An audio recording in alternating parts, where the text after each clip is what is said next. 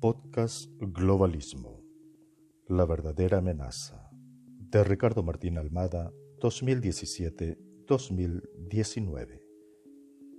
Capítulo cuarto, sexta parte, episodio sexto. Influencia de la banca sionista Rothschild en la historia.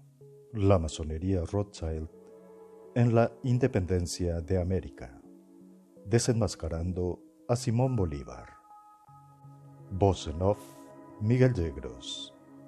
Sean todos bienvenidos. Independencia de las colonias españolas. ¿Qué ocurría en Europa y con los Rothschild? A los 21 años, en 1799, Nathan Mayer Rothschild abandona Frankfurt para ir a Inglaterra, donde, con una gran suma de dinero que le ha dado su padre, pone en marcha un banco en Londres. A comienzos del siglo XIX, en Europa se vivían dos historias paralelas. Una era la historia oficial de enfrentamientos entre países por las guerras napoleónicas, y otra, muy distinta, era cómo esta guerra convenía a los intereses del Banco de Inglaterra y a los hermanos Rothschild, que estaban aumentando rápidamente su poder desde que comenzaron las mismas, especialmente a través de Nathan en Londres y Jacob en Francia. Ver capítulo cuarto, tercera parte. Influencia de la banca sionista Rothschild en la historia, siglo XIX. Por ejemplo, en Inglaterra era aparentemente aliada de España en la guerra de 1808 contra Napoleón, pero a sus espaldas el Banco de Inglaterra venía preparando ya desde años antes un gran plan para arrebatarle las colonias americanas. Aliada, dicen los libros de historia oficial, pero no explican que lo que en realidad ocurría era que Inglaterra financiaba a España generando deuda, al igual que Jacob lo hacía a Napoleón. Financiar ambos bandos de la guerra, su política de siempre. A su vez, Portugal era una tradicional aliada del Reino Unido, es decir, las colonias portuguesas y luego el Imperio de Brasil nunca ofrecieron resistencia a los planes ingleses, y esto es sabido por los múltiples tratados de amistad entre ambos.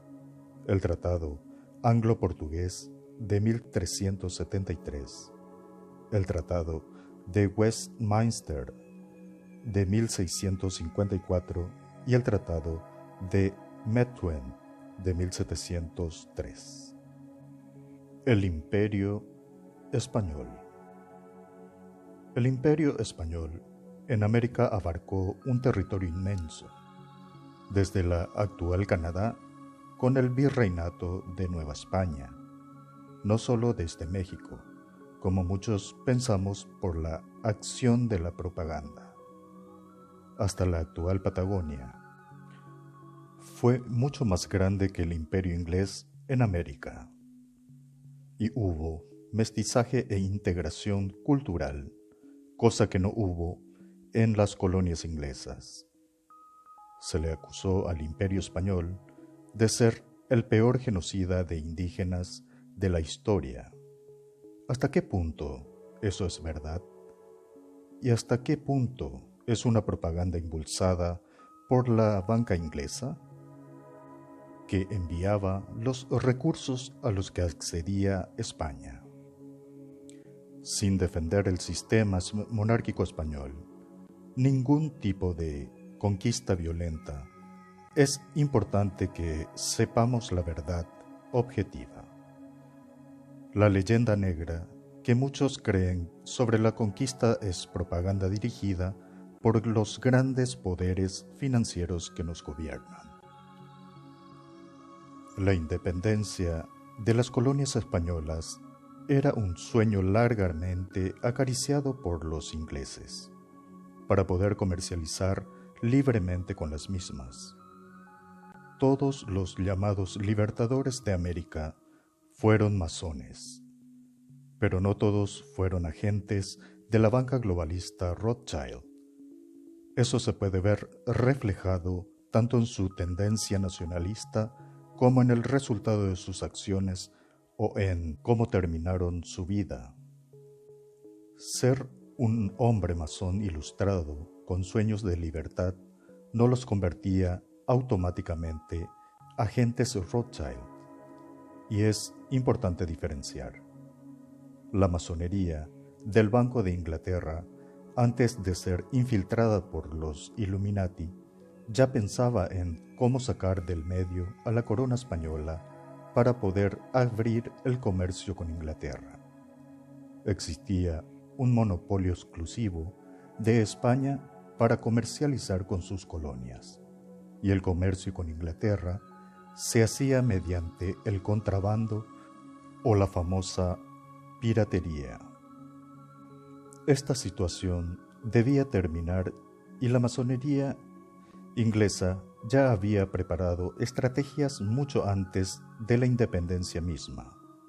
Por ejemplo, durante el reinado de Carlos III de Borbón, 1767, uno de sus más estrechos cortesanos y consejeros era Pedro Pablo Abarca de Bolea, conocido también como el Conde de Aranda. Este hombre era masón al servicio de las logias inglesas y propició varias decisiones que contribuirían indirectamente a debilitar la corona española, entre ellas la expulsión de los jesuitas de América de 1767. Los jesuitas tenían un gran control sobre los indígenas de Sudamérica, ya que los organizaron en misiones donde, además de evangelizarlos, formaron verdaderas ciudades con su propia infraestructura administrativa, económica y cultural. Lo que pocas veces se dice es que los jesuitas lograron amasar una verdadera fortuna con la venta de los productos fabricados por los indígenas. Los banqueros, evidentemente, no dudaron en poner ojo en esta fortuna y encontraron los métodos coercitivos para volver a los jesuitas sus aliados en esta empresa. El conocimiento es riqueza.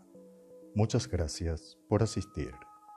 Voz en off, Miguel Yegros.